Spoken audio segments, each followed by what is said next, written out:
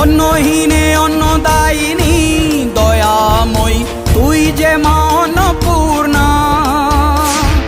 সন্তান স্নেহে তুই মা যেন কল্যাণী সম্পূর্ণা। তোর কথা যেন মন্ত্রোচ্চারণ, বজ্র সম কঠিন অনুশাসন। ধৈর্যের সর্বংসহা পৃথিবী, ধর্ম ও ন্যায়ের প্রতিচ্ছবি।